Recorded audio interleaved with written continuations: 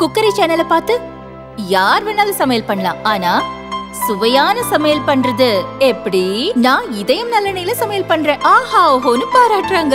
நீங்களும் இதயம் நல்லெண்ணெயில சமையல் பண்ணுங்க, பாராட்ட வாங்குங்க. தினம் தோறும் வாங்குவே இதயம். ஒரு துயர சம்பவம், ஒரு துர்சம்பவம் கோயம்புத்தூரில் எதிர்பாராத விதமாக பெண்ணிற்கு கூட்டு பாலியல் கொடுமை நடந்துள்ளது.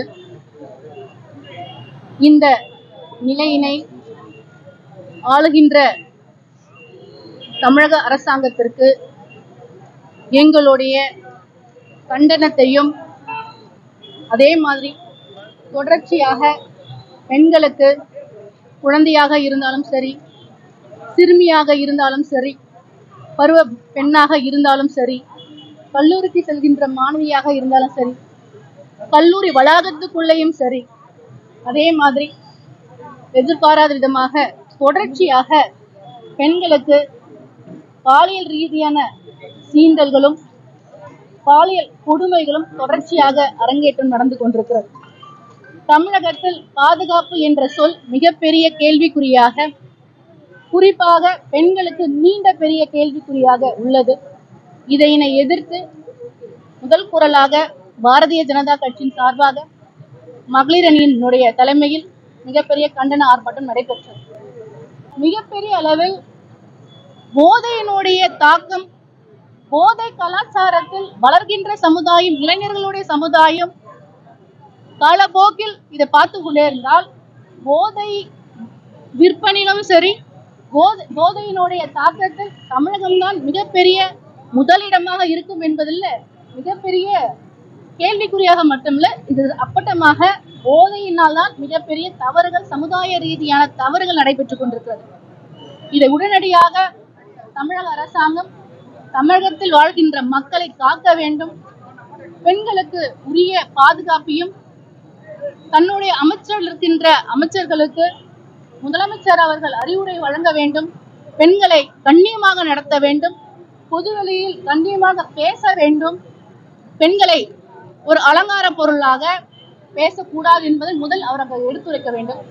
பெண்களுக்கு முழுமையான பாதுகாப்பினை வழங்க வேண்டும் என்று மிகப்பெரிய கண்டன ஆர்ப்பாட்டத்தை பாரதிய ஜனதா கட்சி இன்று முன்னிலை எடுத்திருக்கு. இப்ப நீங்க குற்றம் சாட்டுறீங்க, ஆனா தமிழக அரசு என்ன விளக்கம் கொடுக்குறாங்கன்னா, கொலையோ கற்பழிப்போ எது நடந்தாலும் உடனுக்குடனாக காவல்துறை நடவடிக்கை எடுக்குது. இந்த சம்பவத்துல கூட பாத்தீங்கன்னா நடந்து நடவடிக்கை எடுப்பதை விட ஒரு நல்ல அரசாங்கம் என்பது, மக்களுக்கான அரசாங்கம் என்பது, மக்களின் நலனுக்கான அரசாங்கம் என்பது எது என்று பார்த்தால், இந்த குற்ற செயல்கள் நடக்காமல் தடுக்கின்ற அரசாங்கம் இருக்க வேண்டும் என்பதுதான் நாங்கள் முன்களமாக எடுக்கின்றோம்.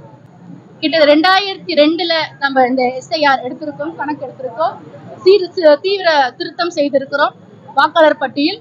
அதே மாதிரி 2005 நம்ம நடத்தியிருக்கோம். இது 20 ஆண்டுகளுக்கு, 27 ஆண்டுகள் இல்லை, 20 ஆண்டுகளுக்கு ஆன பிறகு இன்றைய வருகின்ற 2026 சட்டமன்ற தேர்தலில் சரியான முறையில் ஒரு வாக்காளருக்கு 2 இடத்தில் வாக்களிக்கின்ற உரிமை இருந்தால் அது ஒரு இடத்திற்கு மாற்ற வேண்டும். குறிப்பாக ஒரு குடும்பத்தாருக்கு, ஒரு குடும்பத்தில் 5 வாக்குகள் இருக்குது என்றால் ஒவ்வொரு இடத்தில் சென்று வாக்களிக்கின்ற நிலை இருக்கின்றது. அதையெல்லாம் ஒரு குடும்பத்திற்கு ஒரு வாக்குச்சாவடியிலே சென்று செய்கின்ற முறைகள் அமல்படுத்தியிருக்கிறாங்க. மரணித்தவர்களுடைய பெயர் நீக்கம் முழுமையாக செய்யப்பட்டிருக்கிறதா? SSR இருக்கு, அது ஆண்டுதோறும் நடக்கின்ற முறைதான். ஆனால் இந்த சிறப்பு தீவிர திருத்தம் நிச்சயமாக இன்றைய காலகட்டத்தில் 2026 சட்டமன்ற தேர்தல் தமிழகம் சந்திப்பதற்கு தேவையான ஒரு விஷயமாக கருதப்படுகிறது. இது குளறுபடிகள் ஏதும் கிடையாது. இது கொட்டு வைக்கும் விதமாக உயர்நீதிமன்றம் சரியான தீர்ப்பினை கொடுத்திருக்கிறது. பாஜக ஆட்சியில ஒரு நல்லதுமே நடக்கலன்னு செல்வ பெருந்தகை சொல்லியிருக்காங்க. காங்கிரஸ் பேசுவதற்கு அருகதையற்றவர்கள். எதன் மூலமாக சொல்கிறார்? ஆளுகின்ற அரசாங்கத்துடன் கூட்டணி வைத்துக் கொண்டு சொற்பமான பதவிக்காக மட்டுமே வாய் திறக்கின்ற காங்கிரஸ் இதை பேசுவதற்கு அருகதையற்றவர்கள்.